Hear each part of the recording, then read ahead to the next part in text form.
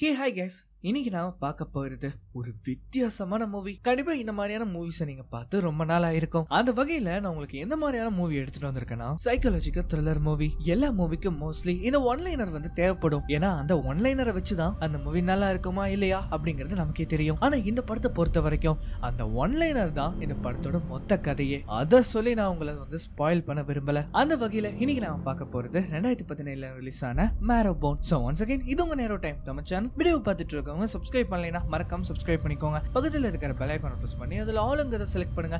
அப்பதான் நான் போற இந்த மாதிரியான வீடியோஸ் எல்லாம் உங்களுக்கு நோட்டிபிகேஷனா வரும். இந்த வீடியோ பிடிச்சிருந்ததுன்னா மறக்காம உங்க ஃப்ரெண்ட்ஸ் அண்ட் ஃபேமிலிக்கு ஷேர் பண்ணுங்க. இந்த வீடியோ பிடிச்சிருந்ததுன்னா மறக்காம ஒரு லைக்கும் கொடுங்க. அப்பதான் நான் போற வீடியோஸ் எல்லாருக்குமே போய் சேரும். இப்போ நம்ம கதைக்குள்ள போலாம். படத்தோட ஆரம்பத்துல நம்ம ஹீரோவை காட்டுறாங்க. நம்ம ஹீரோவோட பேரு ஜாக். நம்ம ஹீரோ பார்த்தா அவரோட வாழ்க்கையில இருந்த எல்லா விஷயத்தையும் ஒரு டைரியில எழுதி வைப்பாரு. கிட்டத்தட்ட அது ஒரு கதை புக் மாதிரி இருக்கும்னு வைங்களேன். இப்ப நமக்காக இந்த கதையை சொல்ல போறது நம்ம ஹீரோ ஜாக் தான். அதாவது கிட்டத்தட்ட நாங்க ரொம்ப தூரம் பயணம் பண்ணி வந்திருக்கோம். நாங்க வாழ்க்கையில அனுபவிக்காத கஷ்டங்களே கிடையாது. அப்படி அந்த பாதைகள் எல்லாம் தாண்டி நாங்க ஒரு இடத்தை கண்டுபிடிச்சோம். அந்த இடத்துல நாங்க ரொம்ப சேஃபா இருக்கலாம். அதுவும் ஒன்னா எங்களுக்கு இருக்கிறது எல்லாமே எங்களோட அம்மா மட்டும்தான். அது மட்டும் இல்லாம இந்த வீடுமே எங்க அம்மாவோடது. 30 வருஷமா இந்த வீட்டை யாருமே பயன்படுத்தல. நாங்க எல்லாருமே படிக்கட்டு வழியா மாடி மேல ஏறி போனோம். அந்த சமயத்துலதான் எங்க அம்மா ஒரு விஷயத்த சொன்னாங்க. அவங்க என்ன சொன்னாங்கன்னா, இப்ப நீங்க எடுத்து வைக்கிற அடி உங்களோட வாழ்க்கையை சேஞ்ச் பண்ண போகுது. அதாவது இன்னையில இருக்கு நம்மளோட கடைசி நேம் ஃபேர் பிரைன்ஸ் கிடையாது. நம்மளோட கடைசி நேம் மேரோபோன். இந்த தரையில இருக்கிற கோட்டை நீங்க தாண்டிட்டீங்கன்னா உங்களோட பாஸ்ட் எல்லாமே நீங்க மறந்துடணும். இதை தாண்டி வந்ததுக்கு அப்புறமா நமக்குன்னு ஒரு வாழ்க்கை, அதை நம்ம ரொம்ப சந்தோஷமா வாழ போறோம் அப்படின்னு நினைச்சுக்கிட்டு இதை தாண்டி வாங்க அப்படின்னு அவங்க சொன்னாங்க. நாங்க அங்க பாதுகாப்பா இருக்கோம் அப்படின்னு நாங்களே நம்பிக்க வேண்டியதுதான். நாங்க வீடு காலி பண்ணி வந்ததுலயே பாதி பிரச்சனை எப்படி போச்சுன்னே தெரியல. அதுல ஒண்ணுதான் எங்க அம்மாவோட நோய். அந்த அருமையான சம்மர் டேஸ்ல எங்களுக்கு இருந்த எல்லா கவலையும் கொஞ்சம் கொஞ்சமா மறைஞ்சிட்டு வந்தது. அங்க இருக்கிறவங்க யாருக்குமே எங்களுக்கு தெரியாது. நாங்க அப்பதான் ஒரு சுதந்திர பறவை மாதிரி சுத்த ஆரம்பிச்சோம். அப்படி போற வழியில தான் எங்களுக்கு ஒரு புது ஃப்ரெண்டுமே கிடைச்சாங்க. அவங்களால எங்களோட வாழ்க்கையே மாறும்னு நான் கொஞ்சம் கூட எதிர்பார்க்கல. அவங்க பேர் தான் ஆலி. அவளை முதல் முறையா பார்த்த உடனே எனக்குள்ள ஒரு இனம் புரியாத ஒரு சந்தோஷம். அன்னையில இருந்து நாங்க எல்லாருமே ரொம்ப சந்தோஷமா இருந்தோம். அந்த கடற்கரை ஓரத்துல உப்பு வீசுற காத்துல எங்களுக்கு இருந்த மன கஷ்டங்கள் எல்லாமே பறந்து போயிருச்சு. அந்த ஒரு நாளோட முடிவிலேயே ஆலி எங்கெல்லாம் ஒருத்தி ஆயிட்டா. சரி சரி எல்லாரும் ஒரு நிமிஷம் இருங்க. ஆமா நீ என்ன பண்ண போற? உங்களை பாக்குறதுக்கே ரொம்ப அழகா இருக்கு. நான் ஒரு போட்டோ எடுத்துக்கவா? சரி சரி எல்லாரும் ஒன்னா இருங்க, நான் ஒரு போட்டோ எடுக்கிறேன் அப்படின்னு சொல்லி அவ ஒரு போட்டோவுமே எடுத்தா. நாங்க எல்லாரும் ஒற்றுமையா இருந்தோம். எங்களோட கடந்த வாழ்க்கைய நாங்க முழுசா மறந்துட்டோம். எல்லாம் நல்லா போயிட்டு இருந்தது அப்படின்னு நினைக்கும் போதுதான் எங்க அம்மா அமெரிக்காக்கு போக வேண்டிய சூழ்நிலை வந்தது. அவங்க போயிட்டு வந்ததுக்கு அப்புறமா தான் எங்களுக்கே தோணுச்சு நாங்க அவங்க கூட இருந்த கடைசி சம்மர் இதுதான். என்னன்னு பார்த்தா அவங்க அம்மாவோட உடல்நிலை ரொம்பவே மோசமா இருக்கு. எங்க அம்மா என்கிட்ட 2 முக்கியமான விஷயங்களை சொன்னாங்க. முதல் விஷயம், எனக்கு 21 வயசு ஆகிற வரைக்கும் நான் இவங்க எல்லாரையுமே இந்த இடத்துலதான் பாதுகாப்பா உலகத்துக்கிட்ட இருந்து மறைச்சு வைக்கணும் அப்படின்னு அவங்க சொன்னாங்க. அதுக்காக என்கிட்ட இருந்து சத்தியமும் வாங்கினாங்க. ஆனா அவங்க 2வது ஒரு விஷயம் சொன்னாங்க. அதை கேட்ட உடனே எனக்கு தூக்கி வாரி போட்டுருச்சு. என்னன்னா அந்த கபோர்டை திறந்து அதுல இருந்து ஒரு பெட்டி எடுக்க சொன்னாங்க. அதை பார்த்த உடனே அப்பதான் நீங்க பொய் சொல்லியிருக்கீங்க, நீங்க கோர்ட்ல பொய் சொல்லியிருக்கீங்க, நீங்க அப்பாவோட காசை இவ்வளவு நாளா நீங்க ஒளிச்சு வச்சிருக்கீங்க. அந்த மாதிரி நான் கேட்கும் போதே அவங்க இறந்து போயிட்டாங்க. அதுக்கப்புறம் தான் நான் ஒரு முடிவு பண்ணேன். நான் தான் இனிமேல் இவங்க எல்லாருமே பாத்துக்க போறேன். நாங்க எல்லாரும் ஒற்றுமையா இருக்க முடிவு பண்ணோம். அம்மா சொன்ன மாதிரியே அவங்க இறந்ததுக்கு அப்புறமா அவங்களுக்கு பிடிச்ச இடத்துலயே நாங்க அவங்கள புதைச்சிட்டோம். அதுக்கப்புறமா அவங்க சொன்னபடியே எனக்கு 21 வயசு ஆகிற வரைக்கும் உலகத்துக்கிட்ட இருந்து நாங்க ஒளிஞ்சு வாழ முடிவு பண்ணோம். சோ இப்படி அவன் கதையை சொல்லிட்டு மீண்டும் அந்த கதையை எழுதிட்டு இருக்கும் போது அவனோட தங்கச்சி ஜேனை காட்டுறாங்க. அவ எப்பவும் போல வீடை கூட்டி பெருக்கி பூக்கள் எல்லாம் அரேஞ்ச் பண்ணி அந்த இடத்தையே சுத்தப்படுத்திட்டு இருக்கும் போது அவங்க வீட்டு கண்ணாடிய யாரும் ஷூட் பண்றாங்க. அப்படி ஷூட் பண்ணது யாருன்னு பார்த்த உடனே அவளுக்கு தூக்கி வாரி போடுது. அவனை பார்த்த உடனே அவ அலறி அடிச்சுக்கிட்டு ஜாக்னு கத்த ஆரம்பிக்கிறா. இத பார்த்த உடனே ஜாக்கு பதறி அடிச்சுக்கிட்டு போறான். அப்படியே கட் பண்றாங்க. இப்ப அதுக்கப்புறமா 6 மாசம் கழிஞ்சு அவங்க வீட்டுல இருக்கிற ஒரு குட்டி பையன் சாம காட்டுறாங்க. அவன் என்ன பண்றான்னா இந்த ஸ்ட்ராபெரிஸ் எல்லாம் பறிச்சுட்டு நேரா வீட்டுக்குள்ள போகும்போது ஒரு இடத்தை பார்த்து அவன் ஒரு மாதிரி ஸ்டன் ஆகி நிக்கிறான். என்னன்னா அது ஒரு கண்ணாடி, அது மேல திரை போடப்பட்டிருக்கு. நம்ம ஜாக்கோட தம்பி பில்லின்னு ஒருத்தர் இருப்பான். அவன் என்ன சொல்றான்னா, இந்த லாயர் பாட்டர் வேற நம்ம வீட்டையே சுத்தி சுத்தி வரான். எவ்வளவு சீக்கிரம் முடியுமா அவளோட கடனை அடைச்சாகணும். அப்பதான் அவன் நம்மள இந்த வீட்டுல நிம்மதியா விடுவான். அந்த சமயத்துல சாம் வேக வேகமா இங்க பாரு பில்லி, இங்க பாரு, நான் அந்த கண்ணாடியை பார்த்தேன். அதுல இருக்கிற போர்வை தானாவே கீழே விழுந்திருக்கு. எனக்கு ரொம்ப பயமா இருக்கு. அந்த கோஸ்ட் அங்கதான் இருக்குன்னு நான் நினைக்கிறேன். ஜேன் என்ன சொல்றானா, இங்க பாரு பயப்படாத சாம், அந்த கோஸ்ட் இறந்து போய் 6 மாசம் ஆகுது. இந்த விஷயத்த கேட்ட உடனே நம்ம ஜாக் என்ன பண்றானா, அந்த கண்ணாடியை போர்வையால மூடி இருப்பாங்க இல்லையா, அதை திரும்பவும் எடுத்து அந்த கண்ணாடியை மூடுறான். இவங்க எதுக்காக அதை மூடுறாங்கன்னு இன்னமும் நமக்கு தெரியல. அவ அதை க்ளோஸ் பண்ணதுக்கு அப்புறமா தான் மேல சீலிங்க பாக்கும்போது அங்க ரத்தக்கரை இருக்கிறது தெரியுது. அவன் என்ன பண்றானா மெதுவா, நம்ம ஜாக் என்ன பண்றானா மெதுவா அந்த அட்டிக்கு போக பாக்குறான். அப்படி போகும்போது அந்த அட்டிக்கோட டோரே செங்கல் எல்லாம் வச்சு சீல் பண்ணப்பட்டிருக்கு. அந்த இடத்துக்கு அவன் போன உடனே ஒரு மாதிரி அவனுக்கு தலை பயங்கரமா வலிக்க ஆரம்பிக்குது. இப்ப அதுக்கப்புறமா நம்ம ஜாக் பழங்களை எல்லாம் விக்கிறதுக்காக டவுனுக்கு போறான். சாம் என்ன சொல்றான்னா, நீ போற வழி எல்லாத்தையுமே மேப்ல நாங்க ஃபாலோ பண்ணிட்டே இருப்போம், அதனால ஜாக்கிரதையாவும் போ, சீக்கிரமாவும் போ அப்படின்னு அவன் சொல்றான். சாம் சொன்ன மாதிரியே நம்ம ஜாக் வந்து எப்படி எல்லாம் கிராஸ் பண்ணி அந்த டவுனுக்கு வந்து போய் சேர்றாங்கிறத அவங்க ஒரு மேப் மாதிரி வரைஞ்சு அதுல வந்து அவனை ஃபாலோ பண்ணிட்டு இருக்காங்க. அதாவது சொல்ல போனா சரியா அவன் வீட்டை விட்டு தாண்டி அந்த காடுகள் வழியா அவன் வந்து வேகமா போக ஆரம்பிப்பான். அதுக்கப்புறமா அவன் சைக்கிளை விட்டு இறங்கி டனல் வழியா அவன் சைக்கிளை உருட்டிக்கிட்டே போவான். அந்த டனலை தாண்டினதுக்கு அப்புறமா ஒரு பெரிய பிரிட்ஜ அவன் வந்து வேக வேகமா கடப்பான். அப்படி அவன் அந்த பாலத்தை கடந்து போகும்போது ஆலியோட ஃபார்ம் வந்து அவன் பார்ப்பான். அங்க ஆலி இருந்தா ஒரு ஹாய் காட்டிட்டு நேரா அவன் மெயின் ரோட புடிச்சு டவுனுக்கு வந்து போக ஆரம்பிப்பான். அப்படி அவன் கொஞ்சம் தூரம் பயணம் பண்ணும்போது ஒரு வழியா அந்த டவுனுக்கு வந்து அவன் போய் சேர்ந்துருவான். நம்ம ஜாக் என்ன பண்றான்னா, அங்க இருக்கிற ஒரு ஜெனரல் ஸ்டோருக்கு வந்து தான் அவன் போறான். அந்த கடைக்காரங்களுக்கு நம்ம ஜாக் மேல நல்ல ஒரு அபிப்பிராயம் இருக்கும். அவங்க வந்து எப்பவும் போல பழங்களை வாங்கிட்டு உங்க அம்மாக்கு வந்து இப்ப எப்படி இருக்கு அப்படின்னு அவங்க கேக்குறாங்க. ஆனா அவன் வந்து உண்மையை சொல்லாம, இல்ல அவங்களுக்கு கொஞ்சம் உடம்பு சரியில்லாம தான் இருக்கு அப்படின்னு அவன் சொல்றான். அங்க பழங்கள் எல்லாத்தையுமே வித்ததுக்கு அப்புறமா நேரா லைப்ரரிக்கு வந்து போறான். அதுவும் யார பாக்குறதுக்காகனா ஆலியை பாக்குறதுக்காக. அதாவது இவங்க ரெண்டு பேருமே ஒருத்தருக்கு ஒருத்தர் விரும்புறாங்க. எப்பவுமே ஜாக் கொண்டு வந்த பொருட்கள் எல்லாம் வித்ததுக்கு அப்புறமா நம்ம ஆலியை பாக்குறதுக்காக தான் வருவான். அது மட்டும் இல்லாம ஆலி என்ன பண்ணுவானா, நம்ம சாம்காக புக்ஸையும் கொடுத்து விடுவா. எனக்கு அவங்க எல்லாரையும் பார்க்கணும் போல இருக்கு. ஜேன், பில்லி, சாம் இவங்க எல்லாருமே நான் ரொம்ப மிஸ் பண்றேன், எனக்கு அவங்க பார்க்கணும்னு தோணுது அப்படின்னு சொல்லும்போது நம்ம ஜாக் எதுவுமே பேச மாட்டான். அவன் முகத்துல ஒரு மௌனம் தெரியுது. இப்படி இவங்க பேசிட்டு இருக்கும்போது அந்த இடத்துக்கு லாயர் பாட்டர் வந்து அந்த இடத்துக்கு வர்றாரு. அவன் வந்த உடனே ஜாக் மெதுவா பின்னாடி போறான். சொல்லப்போனா இவனுக்கு வந்து ஆலி மேல ஒரு கண்ணு. அதனாலேயே அவளை இம்ப்ரெஸ் பண்ணுங்கிறதுக்காக விதவிதமான ஸ்பெஷல் எடிஷன் புக்ஸ் எல்லாம் அவன் வந்து டொனேஷனா கொடுப்பான். சோ இப்படி வந்து அவன் வளைஞ்சு பேசுறது நம்ம ஜாக்கு சுத்தமே பிடிக்கல. அதனாலேயே டேபிள்ல உட்கார்ந்து அவனை டிஸ்டர்ப் பண்ற மாதிரி சத்தம் எல்லாம் கொடுக்க ஆரம்பிக்கிறான். மிஸ்டர் போட்டர் வந்து அவங்க கிட்ட போய், நீ ஜாக் ஃபேர்பன் தானே? இல்ல, அது வந்து முன்னாடி, இப்ப மேரபோன். நாங்க எங்களோட அம்மாவோட கடைசி நேமை யூஸ் பண்ணிக்கிட்டோம். சரி, உங்க அம்மா எப்படி இருக்காங்க? உங்க அம்மா பத்தி பேசும்போதுதான் எனக்கு அந்த டிரான்ஸ்ஃபர் சார்ஜஸ் வந்து கலெக்ட் பண்ணணும்னு தோணுது. அதை கலெக்ட் பண்றதுக்காக நாளைக்கு நான் வரும் அப்படின்னு சொல்லும்போது, அதனால உங்க அம்மா கிட்ட சொல்லி பேங்க் செக் ரெடி பண்ணி வைக்க சொல்லு, அதுவும் $200.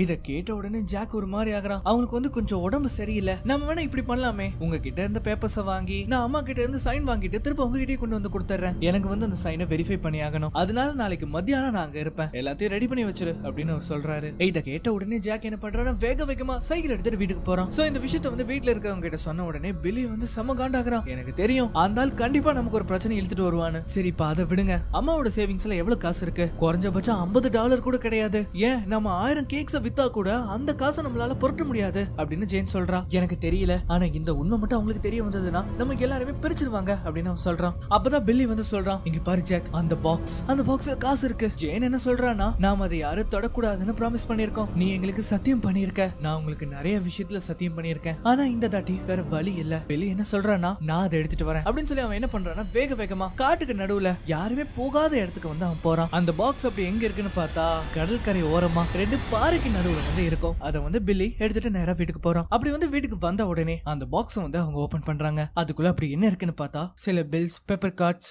அப்புறம் ஒரு ஜுவல். அது எல்லாத்தையுமே எடுத்ததுக்கு அப்புறமா அதுக்கு கீழே அவங்க எதிர்பார்த்துட்டு இருந்தா அந்த காசு அதுல இருக்கு. அந்த காசை பார்த்த உடனே அவங்க 3 பேத்தோட முகத்தை பார்க்கணுமே அவ்வளவு சந்தோஷம். ஆனா ஜேனோட முகத்துல அந்த சந்தோஷம் இல்ல. ஹே ஜேன், என்னப்பா இது என்ன அவ்வளவு பெரிய விஷயம் இல்ல, நீ ஏன் இப்ப சோகமா இருக்க? அது வந்து பிளட் மணி, நமக்கு தெரியும் அது எங்க இருந்து வந்ததுன்னு. நாம அதை தொடக்கூட கூடாது, அது வந்து சபிக்கப்பட்டது. இங்க பாரு, இதை தவிர நமக்கு வேற வழியே இல்ல. அந்த பாட்டர் நாளைக்கு வீட்டுக்கு வரா, நாம எல்லாத்துக்குமே ரெடியா இருக்கணும். இப்படி எல்லாம் சொன்னதுக்கு அப்புறமா அடுத்த நாளே இவங்க எந்திரிச்சு என்ன பண்றாங்கன்னா, அந்த வீட்டை வந்து கொஞ்சம் சுத்தம் பண்ண ஆரம்பிக்கிறாங்க. எங்கெல்லாம் கரை இருக்குதோ அங்க எல்லாம் பெயிண்ட் அடிக்கிறாங்க, எங்க எல்லாம் குப்பை இருக்குதோ அதெல்லாம் கிளீன் பண்ண ஆரம்பிக்கிறாங்க. அதே சமயம் எங்க ஜேன் என்ன பண்றான்னா, அவங்க அம்மாவோட ஹேண்ட் ரைட்டிங்க வந்து அவ காப்பி பண்ண ட்ரை பண்றா. ஏன்னா அதே மாதிரியான ஹேண்ட் ரைட்டிங்ல தான் அந்த சிக்னேச்சரும் இருக்கணும். ஏன்னா அந்த ஆள் வேற வெரிஃபிகேஷன் வேற பண்ணுவான். சேமா இருந்தா மட்டும் தான் இதை அக்செப்ட் பண்ணுவான். அதுக்கப்புறமா இவங்க எடுத்தாங்க இல்லையா காசு, அதுல வந்து ரத்தக்கரை கொஞ்சம் இருக்கும். அதை கழுகி அயன் பண்ணி அதை இன்னும் புது நோட்டு மாதிரி மாத்துறாங்க. இப்படி வந்து வேலை ஒரு பக்கம் நடந்துட்டு இருக்கும்போது பில்லி என்ன பண்றான்னா, அவங்க அம்மாவோட பெயின் கில்லரை வந்து எடுத்துட்டு வரான். ஜேனுக்கு வந்து உண்மை புரியல, நீ என்ன பண்ற? இதெல்லாம் அம்மா யூஸ் பண்ணாத பெயின் கில்லர், இதை நான் இதுல கலக்க போறேன். ஆனா பில்லி இதை அவனை கொன்னுரும். அதெல்லாம் ஒண்ணும் ஆகாது, பாத்துக்கலாம். இவங்க இந்த மாதிரி இதெல்லாம் பண்ணிட்டு இருக்கும்போது மிஸ்டர் பாட்டரோட கார் வர்ற சத்தம் அவங்களுக்கு கேக்குது. சோ அந்த ஆள் அந்த இடத்துக்கு வந்த உடனே கேட்டை ஓபன் பண்ணி உள்ள கூப்பிடுறாங்க. அந்த ஆளுக்கும் இந்த இடத்த பாக்குறதுக்கே கொஞ்சம் வியர்டா தான் இருக்கு. வந்த உடனே அவனுக்கு கொஞ்சம் ஸ்நாக்ஸ் எல்லாம் கொடுத்து அவன் சாப்பிட்டுட்டு இருக்கும்போது ஜாக் என்ன பண்றான்னா, அந்த காசை எடுத்து அவன் கையில கொடுக்குறான். இது வந்து எங்க அம்மாவோட சேவிங்ஸ்ல இருந்தது, எங்களால இதை கன்வெர்ட் பண்ண முடியல, இது எல்லாமே பவுண்ட்ஸ்ல இருக்கு. ஆமா 200 பவுண்ட்ஸ். பவுண்ட்ஸ் வந்து டாலர்ஸை விட 2 மடங்கு அதிகம். எங்க பாரு நான் உங்ககிட்ட பேங்க் செக் எல்லாம் கேட்டேன். அப்படி வந்து அவன் சொல்லும் போது ஜாக் என்ன பண்றானா, உங்களுக்கு நான் ஏதாவது குடிக்க கொண்டு வரட்டா அப்படின்னு சொல்லிட்டு அந்த ஆரஞ்சு ஜூஸை வந்து எடுக்கிறதுக்கு போறான். அதை எடுத்துட்டு வந்துட்டு அவன் என்ன சொல்றான்னா, உங்ககிட்ட லாஸ்டா ஒரே ஒரு கோரிக்கை மட்டும் இருக்கு. எங்களோட அம்மாவை பத்தி உங்களுக்கே நல்லா தெரியும், அவங்களால இப்ப பெட்டை விட்டு எந்திரிக்க கூட முடியல. அது மட்டும் இல்லாம அவங்களுக்கு கொஞ்சம் தயக்கமா இருக்கு. அவங்களுக்கு இந்த நிலைமையில நீங்க பார்க்க கூடாதுன்னு அவங்க விரும்புறாங்க. நீங்க தப்பா எடுத்துக்கலைனா அந்த பேப்பர்ஸ் நான் எடுத்துட்டு போய் அவங்க கிட்ட சைன் வாங்கிட்டு உடனே நான் கொண்டு வந்து தந்துடுறேன். இதை கேட்ட உடனே இந்த 2 பேப்பர்ஸ்லயும் சைன் வாங்கிருங்க அப்படின்னு அவன் சொல்றான். உடனே ஜாக்கோ என்ன பண்றானா, அந்த 2 பேப்பர்ஸையும் வேக வேகமா எடுத்துட்டு போய் ஜேன் கையில கொடுக்குறா. இந்த 2 பேப்பரையும் பார்த்த உடனே அவளுக்கு ஒரு மாதிரி தூக்கி வாரி போடுது. இங்க பாரு ஜாக், ஒரு பேப்பர்ல சைன் போடுறதே பெரிய விஷயம், 2 பேப்பர்ல அட் அ டைம் அந்த சிக்னேச்சர் வந்து ஒழுங்கா வராது. இவங்கள என்ன பண்றாங்கன்னா எப்படி எல்லாமே பிராக்டிஸ் பண்ணி பாக்குறாங்க அந்த சிக்னேச்சர் 2லயும் ஒரே மாதிரி வர்றதுக்காக. அதே சமயம் இந்த பக்கம் மிஸ்டர் பாட்டர் என்ன பண்றானா, ரொம்ப நேரமா வெளியில இருந்துட்டு இருந்திருப்பான். அதனால ஒரு கடத்துல அவனே என்ன பண்றானா உள்ள வந்துடுறான். அப்படியே மெதுவா நடந்து வந்து அவங்க அம்மா இருக்கிற ரூமுக்கு வரான். இங்க ஜேனும் எப்படி எல்லாமோ கஷ்டப்படுறா, அதுல 2 ஒரே மாதிரி வர்றதுக்காக. ஜாக் என்ன பண்றானா அவங்க அம்மா கூட பேசுற மாதிரி அவன் அங்க வந்து இமிட்டேட் பண்ணிட்டு இருக்கான். அப்படி வந்து அவ சைனை போட்ட அடுத்த செகண்டே அந்த பேப்பரை தரன்னு எடுத்துட்டு போறான். இங்க பாருங்க பாட்டர், அவங்களால சுத்தமா முடியல, கொஞ்சம் கூட தெம்பே இல்ல. இல்ல எனக்கு புரியல, இந்த அளவுக்கு அவங்க நிலைமை மோசமாகும் நான் கொஞ்சம் கூட எதிர்பார்க்கல அப்படின்னு டாம் சொல்றாப்ல. ஆக்சுவலி அவன் பேர் வந்து டாம் பாட்டர், எல்லாரும் மிஸ்டர் பாட்டர் தான் கூப்பிடுவாங்க. அப்படி வந்து அந்த லெட்டர்ல சைன் வாங்கின உடனே மிஸ்டர் பாட்டர் என்ன பண்றாப்லனா அந்த லெட்டர்ல சைன் பண்ணி இப்ப இந்த மேரோபோனோட ஹவுஸ் அபிஷியலா உங்க அம்மா பேருக்கு வந்துருச்சு அப்படின்னு அவன் சைன் பண்ணி கொடுக்கறான். அதை கொடுத்ததுக்கு அப்புறமா அந்த ஆளும் அந்த இடத்த விட்டு கிளம்புறான். சோ இங்க நம்ம பசங்களுக்கு ஒரே சந்தோஷம். இப்ப அபிஷியலா இந்த வீடு வந்து இவங்க கைக்கு வந்தனால இவங்களுக்கு இனிமே எந்த பிரச்சனையுமே இல்ல, எவனும் வந்து இந்த வீட்டை பத்தி கேட்கவும் போறது இல்ல. அதனாலே இவங்களுக்கு அவ்வளவு சந்தோஷம், பயங்கர எக்ஸைட்டட் ஆகுறாங்க. ஜாலியா அவங்க என்ன பண்றாங்கன்னா டைஸ் ஒருட்டி கேம் ஆடிட்டு இருக்கும் போது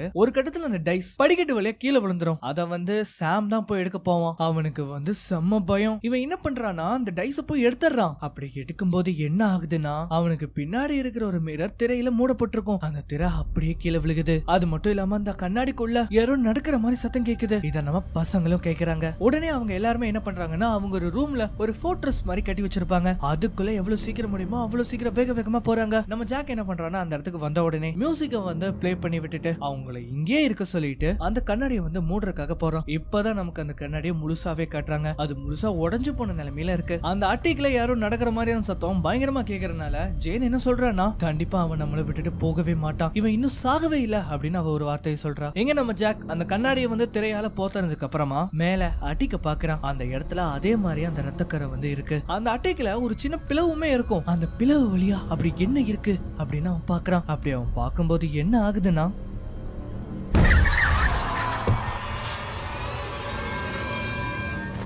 அவ்வளவுதான், அப்படியே மயங்கி விழுகிறான். இப்ப அப்படியே கட் பண்ணா நம்ம ஜாக்கு வந்து முழிப்பு வருது. ஜேன் என்ன சொல்றானா இது கண்டிப்பா அவனோட ஆவிதான், நாம அவன் பணத்தை யூஸ் பண்ணிருக்க கூடாது, இதுக்காக தான் நான் அவ்வளவு தலைப்பட அடிச்சுக்கிட்டேன். சூரியன் உதிக்கிறதுக்குள்ள அந்த காசை அவங்க கிட்ட நம்ம எப்படியாவது திருப்பி கொடுத்தாகணும். சோ ஜேன் சொன்ன மாதிரியே பில்லி என்ன பண்றானா அந்த காசை வந்து அதே பெட்டியில அடைச்சு சிம்னி வழியா அந்த அட்டிக்குள்ள அவன் போடுறான். அந்த அட்டிக்குள்ளதான் அந்த பாக்ஸுமே இருக்கு. அப்படியே அந்த சிம்னியை வந்து அவன் க்ளோஸும் பண்றான். இப்ப திரும்பவும் ஜாக் வந்து அந்த போட்டோஸ்குள்ள வந்து பார்க்கும்போது சாம் ஒரு மாதிரி சோகத்தோட இருக்கான். நீ இன்னுமா பயந்துட்டே இருக்க, இங்க பாரு அடிக்கடி இந்த போட்டோஸை விட்டு நம்ம வெளியில வந்தும் ஆகணும். அதுக்கு சாம் என்ன சொல்றானா எனக்கு என்னோட அம்மாவை நான் மிஸ் பண்றேன், அவங்கள பார்க்கணும் போல இருக்கு, அவங்க இப்ப எங்க இருக்காங்க, அவங்க ஒரு அழகான இடத்துல நிம்மதியா இருக்காங்க அப்படின்னு ஜாக் சொல்றான். பேசாம நானும் எங்க அம்மா கூடயே போயிரட்டா. சரி இங்க பாரு சாம், நமக்குன்னு யாருமே இல்ல, நீ ஏன் ஃபீல் பண்ற, நமக்கு தான் ஆலி இருக்காளே, பா நான் உனக்கு ஒன்னு காட்டுறேன் அப்படின்னு சொல்லி அவன் என்ன பண்றான்னா பால்கனிக்கு வந்து கூட்டிட்டு போறான். உனக்கு அங்க ஆலியோட ஃபார்ம் தெரியுதா? ஆமா தெரியுது. சரி இப்ப பாரு அப்படின்னு சொல்லிட்டு அவன் என்ன பண்றான்னா அங்க இருக்கிற லைட்டை வந்து ஆன் பண்ணி ஆஃப் பண்ணி ஒரு கோட் மெசேஜ் மாதிரி அனுப்புறான். இவங்க அந்த மாதிரி சென்ட் பண்ணும்போது அங்கிருந்து ரிப்ளைவும் கிடைக்குது ஆலி கிட்ட இருந்து. சாம்க்கு ஒரே சந்தோஷம், இது நிச்சயமா அவதானா. சரி அவ என்ன சொல்றா, அவ வந்து உனக்கு ஹலோ சொல்றா, உனக்கு அவ கூட பேசணுமா? ஆமா, ஆனா நான் என்ன பேசுவேன், நம்ம வேணா உன்னோட பேரை சொல்லலாம், அது மூலமா நீ தான் பேசுறேன்னு அவனால புரிஞ்சுக்க முடியும் இல்லையா? சோ அந்த மாதிரி அவனுக்கு வந்து அந்த கோட் லாங்குவேஜ் வந்து அவன் சொல்லி தரான். இது மூலமா சாம் தான் பேசுறான்னு ஆலிக்கும் தெரிய வருது. சோ ஒரு பக்கம் இவங்க இந்த மாதிரி பேசிட்டு ஜாலியா இருக்கும்போது இந்த பக்கம் ஜேன் அண்ட் பில்லியை காட்டுறாங்க. பில்லி என்ன சொல்றானா எவ்வளவு சீக்கிரம் முடியுமோ அவ்வளவு சீக்கிரம் இந்த வீட்டை விட்டு நம்ம எப்படியாவது போயாகணும். இப்ப அப்படியே கட் பண்ணா அடுத்த நாள் காலையில பீச் ஓரமா ஜேக்கும் ஆலியும் அங்க தனியா பேசிட்டு இருக்காங்க. இவங்க 2 பேருமே விரும்புறாங்கன்னு நமக்கு நல்லாவே தெரியும். ஆனா இது வந்து மிஸ்டர் போட்டருக்கு தெரியாது இல்லையா? முதல் தடவையா இவங்க 2 பேரும் ஒன்னா இருக்கிறதா பாட்டர் பாத்துறான். அவ்வளவுதான் அந்த ஆளு மனசு உடைஞ்சு போயிடுறான். ஆலியை பார்த்ததுக்கு அப்புறமா நேரா வீட்டுக்கு வரும்போது பில்லி வந்து கேக்குறான், நீ இவ்வளவு நேரம் எங்க போயிருந்த? சும்மா வெளியில போயிருந்த. சும்மானா இங்க நாங்க மட்டும் கைதி மாதிரி வீட்டுக்குள்ளேயே இருக்கணும், ஆனா நீ மட்டும் சுதந்திர பறவை மாதிரி ஜாலியா சுத்திட்டு வரலாமா? அவளோட பெர்ஃபியூமோட மனம் உன் மேல அடிக்கிறது எனக்கு ஒவ்வொரு தடவையும் தெரியும். அதுக்கு ஜேன் என்ன சொல்றானா, எங்க பாரு அவங்க 2 பேருமே விரும்புறாங்க, அதனால நீ அவனை போக கூடாதுன்னு தடுக்க முடியாது. அவ வந்து எங்களை பத்தி எல்லாம் கேட்டிருப்பாளா உங்ககிட்ட அப்படின்னு கேட்கும்போது,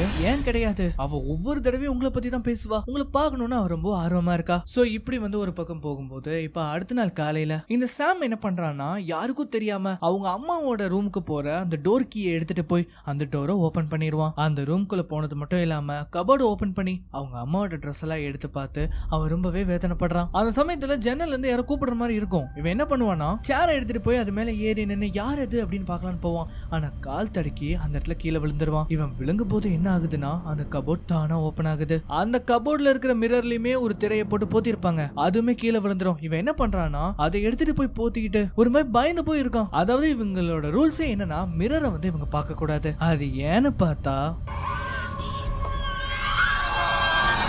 இதனாலதான். சோ இப்போ இந்த விஷயம் வந்து பசங்க எல்லாருக்குமே தெரிய வருது. அதாவது நம்ம சாம் வந்து அந்த ரூம் போயிருக்கான், அங்க ஏதோ ஒண்ணு வியர்டா பாத்திருக்கான். இப்ப அப்படியே கட் பண்ணா எங்க நம்ம ஆலி லைப்ரரிக்கு போகும்போது அங்க மிஸ்டர் போட்டர் பாக்குறா. மிஸ்டர் போட்டர் என்ன சொல்றாருன்னா, நீ தப்பா நினைக்கலைன்னா என்னோட ஆபீஸ் ரூமுக்கு வந்துட்டு போலாமே அப்படின்னு சொல்லும்போது அவளும் என்ன பண்றான்னா போறா. அங்க வந்த உடனே அவன் என்ன பண்றான்னா, இங்க பாரு ஆலி, நான் உன்கிட்ட ரொம்ப நாளா ஒரு விஷயத்த சொல்லணும்னு இருந்தேன், அது என்னன்னா அப்படின்னு சொல்ல வரதுக்குள்ள முதல்ல இந்த போஸ்ட பிரி. அந்த போஸ்ட்குள்ள அப்படி என்ன இருக்குன்னு பார்த்தா 2 டிக்கெட்ஸ் இருக்கு, அதுவும் நியூயார்க்குக்கு. இங்க பாரு, என் கூட நீ கெஸ்டா வருவியா, அங்க நிறைய இடங்கள் இருக்கு, எனக்கு அது எல்லாத்தையுமே உனக்கு காட்டணும்னு ஆசையா இருக்கு. ஆனா இங்க பாருங்க மிஸ்டர் பாட்டர், எனக்கு அதுல விருப்பம் இல்ல.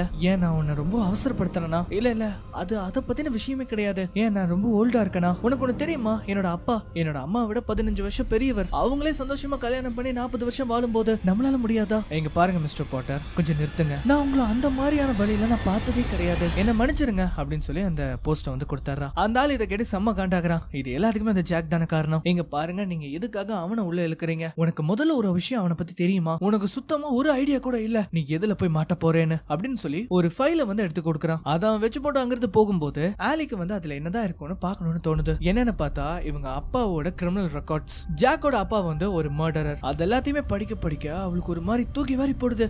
என்னன்னு பார்த்தா அதுல நிறைய விஷயங்கள் இவளுக்கு ரொம்ப புதுசா இருக்கு. கிட்டத்தட்ட ஜேனோட அப்பா அவளையே அபியூஸ் பண்ணிருப்பாரு. அது மட்டும் இல்லாம கடைசியா இன்னொரு நியூஸுமே இருக்கும். மிஸ்டர் ஃபேர்பன் அந்த ஜெயில விட்டு எஸ்கேப் ஆயிருப்பாரு. இப்ப அப்படியே இங்க ஜேன் வந்து வீட்டை வந்து சுத்தம் பண்ணிட்டு இருக்கும்போது மேல அட்டிக்ல இந்த ரக்கூனோட சத்தம் வந்து கேட்கும். ஆக்சுவலி அந்த ரக்கூனுக்கு வந்து பாத்தீங்கன்னா இவங்க சாப்பாடெல்லாம் போட்டு வளர்த்திட்டு இருப்பாங்க. அந்த இதுல இவ என்ன பண்றானா, அந்த அட்டிக்கு போற வழியில ஒரு சின்ன ஹோல் மாதிரி இருக்கும், அது வழியே சாப்பாடு வந்து எடுத்து கொடுத்துட்டு இருக்கா. அப்படி வந்து அந்த ரக்கூனுக்கு சாப்பாடு கொடுத்துட்டு அதை கொஞ்சம் தடவி கொடுத்துட்டு இருக்கும்போது எங்கிருந்தோ வந்த ஒரு கை அவளை வந்து தொடுது. அவ்வளவுதான், அவளுக்கு என்ன பண்றதுன்னே தெரியல. அந்த ரக்கூனையும் அது உள்ள இழுத்துட்டு போயிடும். இவ உடனே வேக வேகமா போய் என்ன பண்றானா, ஒரு பாத்திரத்துல தண்ணியை நிரப்பி சோப் போட்டு அவ கையை வந்து கழுகுறா. இவ ஏன் இப்படி வந்து பண்றாங்கறத நமக்கு போக போக தெரியும். இவ அப்படியே கட் பண்ணா இங்க நம்ம பாட்டர் காட்டுறாங்க இல்லையா, அவன் வந்து அந்த சைனை வந்து வெரிஃபை பண்ணிட்டு இருக்கான். அப்படி வெரிஃபை பண்ணும்போது அதுல சில பென்சில் மார்க்ஸ் இருக்கிறத அவன் கவனிக்கிறான். இவனுக்கு வந்து ஒண்ணுமே புரியல. அந்த சமயத்துல தான் அவனுக்கு ஒரு கால் வருது சாம் கோல்ட்மேன் கிட்ட இருந்து. சோ அவர் வந்து ஒரு பெரிய பிசினஸ்மேன். அவர் என்ன சொல்றாருன்னா, இப்பதான் நாங்க ஒரு போர்ட் மீட்டிங்ல இருந்து வெளியில வந்தோம், நாங்க என்ன டிசைட் பண்ணிருக்கோம்னா, உங்களுக்கு நாங்க எங்களோட ஃபார்ம்ல பார்ட்னராக ஒரு வாய்ப்பு தரலாம்னு இருக்கோம். இத கேட்ட உடனே அவனுக்கு அவ்வளவு சந்தோஷம். அதுல அவர் என்ன சொல்றாருன்னா, உங்களுக்கு நான் ஒரு பெரிய ஆப்பர்ச்சுனிட்டியை தரோம், எங்களோட 10% ஷேரை நீங்க வாங்குறதுக்கு நாங்க ஒதுக்கி தரோம். இவனுக்கு வந்து அதை கேட்ட உடனே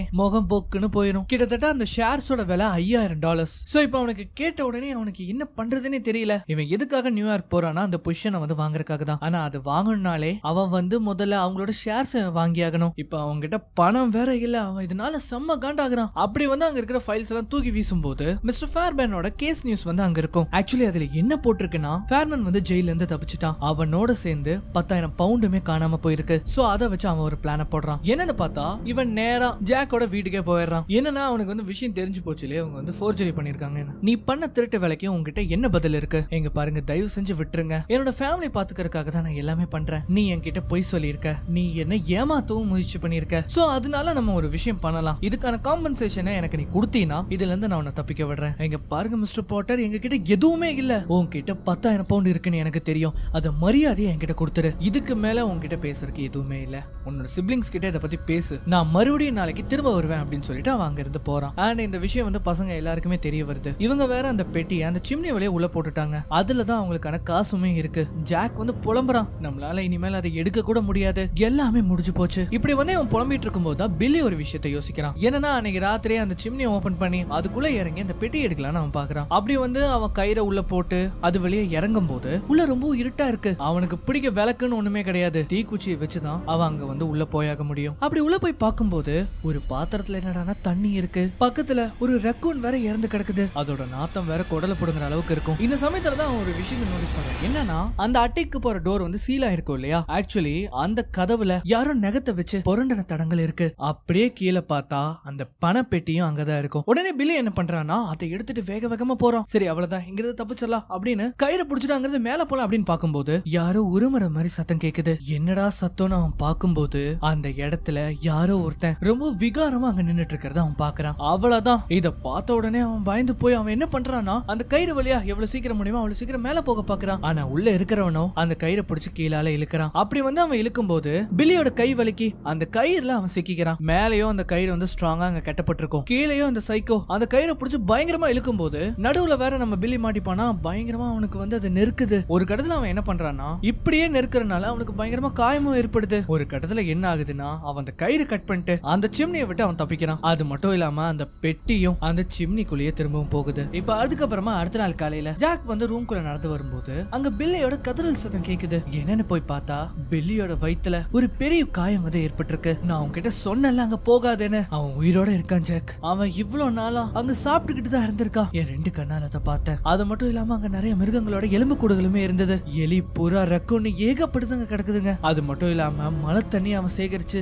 அதை வச்சு உயிர் வாழ்ந்துட்டு இருக்கான். நம்ம பில்லை இப்படி ஒவ்வொன்னா அடிக்கி சொல்லும் போது இது எல்லாத்தையுமே கேட்க முடியாம ஜாக் அந்த இடத்துல நில குறைஞ்சு விழுகிறான். அப்பதான் ஜேன் என்ன சொல்றான்னா அவ ஒருத்தி தான் நமக்கு ஹெல்ப் பண்ண முடியும். ஆனா அவ வந்து இத பார்த்தானா ரொம்ப பயந்து போயிருவா. அவ ஜாக்க உண்மையிலேயே விரும்புறா. நம்ம ஆலி கிட்ட இத பத்தின உண்மையை சொல்லிதான் ஆகணும். சோ இப்படி வந்து இவங்க முடிவு பண்ணிட்டு என்ன பண்றாங்கன்னா அந்த லைட் மூலமா ஒரு மெசேஜ் வந்து அவங்க கொடுக்கறாங்க. அதாவது அந்த மெசேஜ்ல அப்படி என்ன போட்டிருக்குன்னா பீச் ஓரமா இருக்கிற பாறையின் கிட்ட வா, நாம சந்திக்கலாம் அப்படின்னு அதுல போட்டிருக்கு. சோ அப்படி அவ போகும்போது அங்க யாருமே இல்ல. பட் அந்த இடத்துல நம்ம ஜாக் ஸ்டார்டிங்ல ஒரு டைரி மாதிரி ஒன்னு விஷயத்தை எழுதிட்டு இருந்திருப்பான் இல்லையா, அது அங்க இருக்குது. அந்த டைரிக்கு மேல அவர் ஸ்டோரி அப்படின்னு அதுல எழுதியிருக்கோம். சோ வழக்கம் போல அதுல வந்து அவன் ஆரம்பத்துல இருந்து அவனோட வாழ்க்கை கதையை வந்து அதுல எழுதியிருப்பான் இல்லையா, அது வரைக்கும் அவன் படிச்சுக்கிட்டே வரான். இந்த சமயத்துல அங்க வேற மழை பெய்யும். அது மட்டும் இல்லாம மிஸ்டர் பாட்டர் மேராபோனோட ஹவுஸ்க்கு போறாரு. இந்த ஆள் வந்து அங்க போனது மட்டும் இல்லாம அந்த அட்டைக்கு போற வழி சீலா இருக்கிறதே அவன் கவனிக்கிறான். எங்க ஆலி வந்து படிச்சுக்கிட்டே இருக்கும்போது கரெக்டா நம்ம ஓப்பனிங் ஷாட்ல ஜாக் கதை எழுதிட்டு இருக்கும் போது வேக வேகமா ஓடி இருப்பான் இல்லையா, அந்த லைன் இங்க வருது. சோ அந்த வரி வந்து இதுல கண்டினியூ ஆகும். அண்ட் இப்பதான் நமக்கு தெரியுது உண்மையிலேயே அங்க என்னதான் நடந்ததுன்னு. ஜேன் வந்து எப்பவும் போல வீட வந்து கூட்டி பெருகிட்டு இருக்கும் போது யாரோ இவங்க வீட்டு கண்ணாடியில ஷூட் பண்றாங்க. அப்படி அது யாருன்னு பார்த்தா மிஸ்டர் ஃபேர்பேன், அதாவது நம்ம பசங்களோட அப்பா. சோ இந்த விஷயம் தெரிஞ்ச உடனே ஜாக் என்ன பண்றானா பசங்களை கூட்டிட்டு நேரா அட்டிக்ல போய் அவங்க 3 பேத்தையும் உள்ள இருக்க சொல்லி அந்த டோரை வந்து லாக் பண்றான். பில்லி வந்து எவ்வளவு சொல்றான் நானும் வரேன்னு. ஆனா இவங்க 3 பேத்தையும் உள்ள தள்ளி விட்டுட்டு அந்த டோரை வந்து அவன் லாக் பண்றான். அந்த மாதிரி அவங்க உள்ள லாக் பண்ணிட்டு அந்த ஆளோட காசை வந்து அவங்க வச்சிருப்பாங்க இல்லையா, அந்த காசு இருக்கிற அந்த பெட்டியை வந்து எடுத்துட்டு வரான். அவனை பார்த்த உடனே ஜாக் என்ன சொல்றான்னா இந்த வீட்டை விட்டு கொஞ்சம் தள்ளி போ, அப்பதான் இந்த காசை கொடுப்பேன்னு அவன் சொல்றான். அதை கேட்டபடியே அவங்க அப்பாவும் அந்த இடத்த விட்டு தள்ளி போறாரு. இங்க நம்ம பசங்க 3 பேரும் வெளியில கூட போக முடியாம அங்கேயே அடப்பட்டு கிடக்குறாங்க. இப்ப ஜாக் நேரா எங்க போறான்னா அந்த பாறைகளுக்கு நடுவுல அவங்க அப்பா இருக்கிற அந்த இடத்துக்கு போறான். ஜாக் அங்க போய் என்ன சொல்றான்னா இங்க பாருங்க, இது எல்லாத்துக்குமே நான் தான் காரணம். உங்க காசை நான் தான் எடுத்தேன், இப்ப நானே அதை திருப்பி தரேன். இதுக்கும் அவங்களுக்கும் எந்த சம்பந்தமும் இல்ல. இந்த காசை எடுத்துட்டு எங்களை தனியா விட்டுருங்க. ஆனா அவங்க அப்பா என்ன பண்றாருன்னா அந்த காசை தூக்கி போட்டுட்டு நம்ம ஜாக்க போட்டு அடி நடிக்கிறாரு. அவனுக்கு வந்து என்ன பண்றதுன்னே தெரியல. ஒரு கடத்துல அவன் என்ன பண்றான்னா பாக்கெட்ல இருக்கிற கத்தி எடுத்து அவங்க அப்பாவோட கழுத்திலே சொருவறான். அப்படி வந்து சொருவிட்டாங்கிறது எப்படி எல்லாமோ ட்ரை பண்ணி அங்கிருந்து தப்பிக்க பார்க்கும்போது ஒரு கடத்துல அவன் தப்பிச்சுட்டான் அப்படின்னு நினைக்கும் போதுதான் அவங்க அப்பா அவன் முன்னாடி வந்து நிக்கிறாரு. இவன் வந்து என்ன பண்ணுவான்னா அவங்க அப்பாவை அடிக்க ட்ரை பண்ணுவான். ஆனா அந்த ஆள் என்ன பண்றாருன்னா பையனு கூட பார்க்காம அந்த பள்ளத்தாக்குல அவனை வந்து தள்ளி விட்டுறாரு. சோ இது எல்லாமே அந்த டைரியிலயும் இருக்கு. ஆலி அதை படிச்சுட்டு தான் இருக்கா. அதே சமயம் இங்க நம்ம பசங்க அந்த அட்டைக்குள்ள தனியா இருந்துட்டு இருக்கும் போது யாரோ படிக்கட்டு வழியா அந்த டோர் ஓபன் பண்ண வர்ற மாதிரி தெரியுது. அவங்க அந்த டோரை எவ்வளவு ட்ரை பண்ணி ஓபன் பண்ண ட்ரை பண்ணிருப்பாங்க. ஆனா அது வந்து ஓபன் ஆகாதனால மெதுவா அந்த காலடி சத்தம் வந்து வெளியில போக ஆரம்பிக்குது. அப்படி போன அந்த காலடி சத்தம் கொஞ்ச நேரத்திலேயே சிம்னி வழியா உள்ள இறங்குற மாதிரி உங்களுக்கு கேக்குது. பெல்லி என்ன பண்றான்னா ஒரு கட்டை எடுத்துட்டு யாரு வந்தாலும் அவங்கள அடிச்சு போடுறதுக்காக ரெடி ஆகுறான். அப்படி உள்ள வந்தது யாருன்னு பார்த்தா அவங்களோட அப்பா. அந்த ஆளு என்ன பண்றான்னா வேக வேகமா ஓடி வரும்போது அப்படியே கட் பண்றாங்க. இப்ப அதுக்கப்புறமா இங்க நம்ம ஜாக்க காட்டும் போது அவனுக்கு இப்பதான் முழிப்பே வருது. அவன் என்ன பண்றான்னா எவ்வளவு சீக்கிரம் முடியுமோ அவ்வளவு சீக்கிரம் வேக வேகமா எந்திரிச்சு அவன் வீட்டுக்கு போக ட்ரை பண்றான். வீட்டுக்கு போற வழியில இருக்கிற அந்த கன்னை எடுத்துட்டு எவ்வளவு சீக்கிரம் முடியுமோ அவங்க கூட பிறந்தவங்களை காப்பாத்துறதுக்காக அவன் போறான். அண்ட் இதே சமயம் இங்க நம்ம மிஸ்டர் பாட்டர் சீல் பண்ணப்பட்ட அந்த அட்டிக் டோரை ஓபன் பண்ணலான்னு சுத்தியில எடுக்கிறான். அப்படியே இந்த பக்கம் நம்ம ஜாக் தலையில அடிபட்டு ரத்த காயத்தோட அந்த கன்னை எடுத்துட்டு வீட்டுக்குள்ளேயே வரான். நான் வந்துட்டேன் அப்படின்னு ஜாக் வேக வேகமா ஓடி வரும்போது இந்த பக்கம் மிஸ்டர் பாட்டர் அந்த சீலை மொத்தமாவே உடைச்சிட்டாரு. ஆக்சுவலி இப்போ உங்க எல்லாத்துக்குமே ஒரு டவுட் இருக்கும். இது ரெண்டுமே வந்து பார்த்தா side by side past and present பிரசன்ட்ல நடக்கிற மாதிரி இருக்கும். நம்ம ஜாக் இருக்கிறதோ கடந்த காலத்துல என்ன நடந்தது அப்படிங்கறத பத்தி சொல்ற கதை. இந்த பக்கம் போட்ட பிரசன்ட்ல அந்த டோரை ஓபன் பண்ணிடுறாரு. உள்ள வந்த உடனே குடல புடுங்குற அளவுக்கு நாத்தம் வேற அடிக்க ஆரம்பிக்குது. இந்த பக்கம் நம்ம ஜாக் அந்த கதை ஓபன் பண்ணலாம் அப்படின்னு வரும்போது டோரை ஓபன் பண்ணு அப்படின்னு அவங்க அப்பாவோட குரல் கேக்குது. மிஸ்டர் பாட்டர் அங்க அப்படி என்னதான் இருக்கு அப்படின்னு சுத்தி முத்தி பார்க்கும்போது அங்க இருக்கிற போர்வைக்கு அடியில யாரோ படுத்து இருக்கிற மாதிரி தெரியுது. அத லைட்டா விலக்கி பார்க்கும்போது ஒரு பூட் போட்ட கால் அவரோட கண்ணுக்கு தெரியுது. உடனே அவர் என்ன பண்றாருன்னா மொத்த பிளாங்கெட்டையும் அப்படியே எடுத்து பார்க்கும்போது இப்பதான் நமக்கு ஒரு ட்விஸ்டே.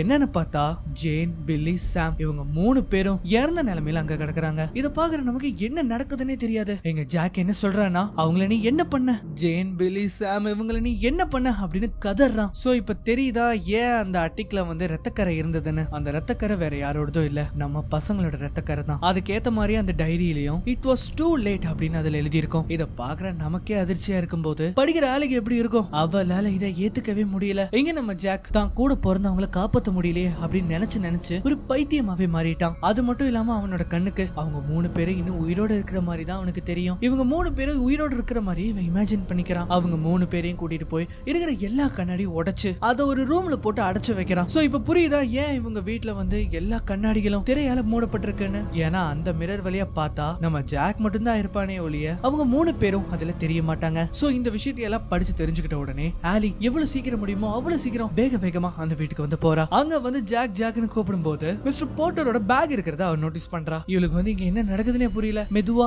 அங்க இருக்கிற ஒவ்வொரு ரூமா செக் பண்ணும்போது இவங்க வந்து ஒரு ஃபாஸ்டர் மாதிரி ஒரு விஷயத்தை கட்டி வச்சிருப்பாங்க இல்லையா, அந்த இடத்துக்கு அவ வரா. அந்த இடத்துல ஜாக்கோட குரல் கேக்குது. நம்ம ஆலி என்ன பண்றானா மெதுவா உள்ள போய் பார்க்கும்போது நம்ம ஜாக் அவங்க 3 பேர் மாதிரியும் இமிடேட் பண்ணி அவங்க இருக்கிற மாதிரி ஒரு இல்யூஷனை கிரியேட் பண்ணிட்டு இருக்கான். அண்ட் இதுக்கு பேரு வந்து இம்பர்சனேட்டிங் அப்படின்னு சொல்லுவாங்க. இதை எல்லாத்தையுமே ஆலி பார்த்து ரொம்பவே கண் கலங்குறா. இவ வந்து அவனை தொடும்போதுதான் கொஞ்சம் சுயநலமுக்கே அவன் வரான். அவனுக்கும் என்ன பேசுறதுனே தெரியல. அந்த சமயத்துல தான் அவனோட இடுப்புக்கு கீழே இருந்து ரத்தம் கசியறத வந்து அவ பாக்குறா. இரு நான் பாக்குறேன் அப்படின்னு சொல்லி பார்க்கும்போது என்னன்னு பார்த்தா அவ வயித்துல பெரிய காயம் ஒண்ணு இருக்கு. சோ இப்ப புரியுதா அந்த சிம்னி வழியா இறங்குனது பில்லி கிடையாது, நம்ம ஜாக் தான் அந்த சிம்னி வழியா இறங்கி அந்த பணத்தை எடுக்கிறதுக்காக ட்ரை பண்ணிருப்பான். அவங்க எங்க சாம், பில்லி, ஜேன் எங்க, என்னால அவங்கள பாதுகாக்கவே முடியல அப்படின்னு கதறி அழுகுறான். இந்த சமயத்துலதான் ஆலிக்கு வந்து மேல யாரோ இருக்கிற மாதிரி சத்தம் கேக்குது. உடனே அவ என்ன பண்றான்னா அந்த அட்டைக்கு போற டோர் வழியா போறா. அங்க போய் பார்த்தா அந்த டோர் ஓபன்ல இருக்கு. அது மட்டும் இல்லாம நம்ம பசங்களோட சவத்தையும் அவ கண்ணால பாக்குறா. கூடவே அங்க டாமோட கதறல் சத்தமும் கேக்குது. என்னன்னு போய் பார்த்தா அங்க அவ ரத்த வெள்ளத்துல கழுத்துல காயத்தோட அடிபட்டு கிடக்குறான். இதெல்லாம் இந்த ஆளுக்கு தேவையா? ரத்தம் ரொம்பவும் கசியறனால ஜாக்க வந்து அவ கூப்பிட ஆரம்பிக்கிறா. டாம் உன்னை இந்த நிலைமைக்கு ஆளாக்குறது யாரு அப்படின்னு கேட்கும்போது அவ என்ன பண்றானா கண்ணாலேயே அவன் எங்க இருக்கான்னு காட்டுறான். என்னன்னு பார்த்தா மிஸ்டர் ஃபேபன் டோரை வந்து மூடுறாரு. இத பார்த்த உடனே ஆலிக்கு தூக்கி வாரி போடுது. உடனே அவ என்ன பண்றானா அந்த செவுத்துக்கு பின்னாடி போய் மறைஞ்சுக்கிட்டு ஜாக் என்ன காப்பாத்துன்னு கத்தவும் செய்யறா. எங்க நம்ம ஜாக்கோ என்ன பண்றதுன்னே தெரியல. அந்த சமயத்துல தான் ஆலி கண்ணுக்கு அந்த பணப்பெட்டி வந்து தெரியுது. இந்த பணப்பெட்டிக்காக தான் மிஸ்டர் ஃபேர்பனும் வந்தாரு, மிஸ்டர் பாட்டரும் வந்தாரு. ஆலி வந்து வெளியில வந்து நீ என்ன நினைக்கிற, உன்னால என்ன பயன்படுத்த முடியும்னு நினைக்கிறியா? கண்டிப்பா கிடையாது, அதுக்கு வாய்ப்பே கிடையாது அப்படின்னு சொல்லி அந்த பணப்பெட்டியை வந்து தூக்கி எறியறா. இந்த மாதிரி இவ கத்தி பேசுறது ஜாக்குக்கு வந்து நல்லாவே கேக்குது. ஒவ்வொரு வார்த்தைகளையும் இவன் வந்து விடும்போது மிஸ்டர் ஃபேர்பன் வெளியில வராரு. நீ தான காரணம், அந்த 3 பேத்தோட சாவுக்கு நீ தான காரணம், இதுக்கு எல்லாத்துக்கும் நான் சும்மாவே விட மாட்டேன் அப்படின்னு சொல்லி ஆலி என்ன பண்றானா ஒரு பிளான் பண்றா. நம்ம ஜாக்கு இந்த மல்டிபிள் டிசார்டர் பிரச்சனை இருக்கும் இல்லையா, அது மூலமா பில்லியை வந்து அவ கூப்பிடுறா. ஏன்னா பில்லி தான் ரொம்ப கோவக்காரன். அவனை வந்து கூப்பிடும் போது நம்ம ஜாக்குள்ள பில்லி இருக்கிற மாதிரி நமக்கு காட்டுறாங்க. அவ என்ன சொல்றானா எங்க பாரு ஜாக் நான் இத பாத்துக்கிறேன் அப்படின்னு சொல்லிட்டு அந்த கன்னை எடுத்துட்டு வரான். எங்க நம்ம ஆலி மிஸ்டர் ஃபேர்பன் கூட சண்டை போட்டுட்டு இருக்கும் போது அவ பயங்கரமா அடி வாங்குறா. அவளால சுத்தமா முடியல. அந்த சமயத்துல தான் ஜாக்குள்ள இருக்கிற பில்லி கன்னை எடுத்துட்டு அந்த இடத்துக்கு வரா. அவன் என்ன சொல்றானா நீ ரொம்ப நேரம் இங்க இருக்க முடியாது, இது எங்களோட இடம் அப்படின்னு சொல்லி அந்த கன்னை எடுத்து அவனோட தலையிலேயே ஷூட் பண்றான். அவ்வளவுதான் மிஸ்டர் ஃபேர்பன் அந்த இடத்துல இறந்து போறாரு. இங்க நம்ம ஜாக் வந்து திரும்ப பழைய நிலைமைக்கே வந்துட்டான். அதாவது கொஞ்ச நேரத்துக்கு தான். அந்த இடத்துக்கு ரொம்ப நாள் கழிஞ்சு வரும்போது அப்பதான் அந்த இடத்துல அவங்க 3 பேத்தோட சவத்தையுமே அவன் பாக்குறான். உனக்கு எதுவும் ஆகாது, நான் இருக்கிறேன் அப்படின்னு சொல்லி ஆலி என்ன பண்றான்னா அவனை கட்டி பிடிச்சுக்கிறா. இப்ப அப்படியே கட் பண்ணா சில மாசங்கள் கழிஞ்சு நம்ம ஆலியை காட்டுறாங்க. அவ இப்ப எங்க இருக்கானா ஒரு ஹாஸ்பிட்டல்ல டாக்டர் கூட பேசிட்டு இருக்கா. அந்த டாக்டர் என்ன சொல்றாருன்னா உங்களுக்கு வந்து ஒரு குட் நியூஸ். அவர் என்ன சொல்றாருன்னா கிட்டத்தட்ட 12 வாரமா ஜாக்கு அந்த மல்டிபிள் பர்சனாலிட்டி வரவே இல்ல. அவன் நினைச்சிட்டு இருந்த ஜேன், பில்லி, சாம் இவங்க எல்லாருமே ஒரு ஆழ்ந்த உறக்கத்துக்கு போயிட்டாங்க. ஆனா இது வந்து நிரந்தரம்னு சொல்ல முடியாது, எப்ப வேணா அவங்க திரும்ப வரலாம். இதே பிரச்சனை கண்டினியூ ஆகவும் கூடும். அதனால நான் உங்ககிட்ட ஒரே ஒரு விஷயத்த சொல்றேன். எனக்கு தெரியும் இது ஆல்ரெடி நான் உங்ககிட்ட சொல்லியிருக்கேன், இருந்தாலும் மறுபடியும் சொல்றேன். நீ ஒரு ஆரோக்கியமான இளம் பெண்மணி, உனக்கு ஒரு பெரிய எதிர்காலம் காத்துட்டு இருக்கு. ஆனா எனக்கு இன்னும் ஒரு விஷயம் புரியல, நீ எதுக்காக அப்படி ஒரு வீட்டை சூஸ் பண்ணி ஒவ்வொரு தடவையும் பயந்துகிட்டே வாழணும்னு நினைக்கிற? அது உனக்கு ஒரு வருத்தத்தை தரும், உன்னை தனிமையில இருக்கிற மாதிரி பண்ணும். அவ ஒரு மென்டலி இல் மேன், அவனால என்னால உன்னை நல்லா பாத்துக்க முடியும் நீ நினைக்கிறியா? எனக்கு ஒரு விஷயம் புரியல, நீ எதுக்காக அவ்வளவு சுமைய உன் வாழ்க்கை முழுக்க நீ சுமக்கணும்னு நினைக்கிற? நான் இவ்வளவு சொன்னதுக்கு அப்புறமாவும் உனக்கு ஜாக் தான் வேணும்னா உன்னால ஒரு ரியல் ஃபேமிலிய அனுபவிக்கவே முடியாது அப்படின்னு அந்த டாக்டர் சொல்றாரு. ஆனா நம்ம ஆலி வந்து அதை கேட்காம உங்களோட அக்கறைக்கு ரொம்ப நன்றி டாக்டர் அப்படின்னு அவ சொல்றா. சோ இப்ப தெரியுதா அந்த டாக்டருக்கே புரிஞ்சிச்சு இவ வந்து சொல்ற பேச்ச கேட்கற மாதிரி இல்லன்னு. அதனால அவர் ஒரே ஒரு விஷயத்த மட்டும் சொல்லிக்கிறாரு, நான் கொடுக்குற மெடிசின்ஸ் எல்லாத்தையுமே அவனுக்கு ப்ராப்பரா கொடு, அப்பதான் அவனுக்கு அந்த மெமரிஸ் வந்து வராம தடுக்க முடியும் அப்படின்னு அவர் சொல்றாரு. ஆனா நம்ம ஆலி என்ன பண்றான்னா ஒரு கிஃப்ட தூக்கிட்டு போய் நம்ம ஜாக் கையில கொடுக்கறா. அந்த கிஃப்ட்ல அப்படி என்ன இருக்குன்னு பார்த்தா ஒரு போட்டோ. அதுல அவங்க 4 பேருமே ரொம்ப சிரிச்ச முகத்தோட இருக்காங்க. டாக்டர் என்ன சொல்லிருப்பாருன்னா அவங்க ஞாபகமே வரக்கூடாதுன்னு சொல்லிருப்பாங்க. ஆனா இவன் என்ன பண்றான்னா நம்ம ஜாக்கோட சந்தோஷம் தான் முக்கியம் அப்படின்னு சொல்லி அந்த போட்டோவை அவனுக்காக ரெடி பண்ணி கொண்டு வந்திருப்பா. ஆனா ஜாக்குக்கு இன்னமும் அவங்க உயிரோட இருக்காங்க அப்படின்னு அவன் நம்பிக்கிட்டே இருக்கான். இத வந்து ஆலியும் புரிஞ்சுக்கிறா. அதனாலே அவன் என்ன சொல்றான்னா அவங்க திரும்ப வீட்டுக்கு வர்ற வரைக்கும் நான் வீட்டுக்குள்ள வெயிட் பண்றேன் அப்படின்னு சொல்லிட்டு வீட்டுக்குள்ள போறா. அதாவது இதுல இருந்து நமக்கு என்ன சொல்ல வராங்கன்னா ஆலி அவளோட வாழ்க்கையவே ஜாக்காக அர்ப்பணிச்சு இறந்து போனவங்க இருக்கிற மாதிரி ஒரு இலூஷன்ல அவ வாழ்றதுக்காக தன்னையே அர்ப்பணிச்சுக்கிட்டா. சோ கிட்டத்தட்ட இது வந்து ஒரு அழகான ஒரு ட்ரூ லவ் ஸ்டோரி. அண்ட் இந்த படம் எப்படி இருந்தது? இந்த மாதிரியான படம் உங்களுக்கு பிடிச்சிருந்ததுன்னா மறக்காம இந்த வீடியோ உங்க ஃப்ரெண்ட்ஸ் அண்ட் ஃபேமிலிக்கு ஷேர் பண்ணுங்க. இந்த வீடியோ பிடிச்சிருந்ததுன்னா மறக்காம ஒரு லைக்கும் பண்ணுங்க. இன்னொரு வீடியோல மீண்டும் சந்திக்கலாம்.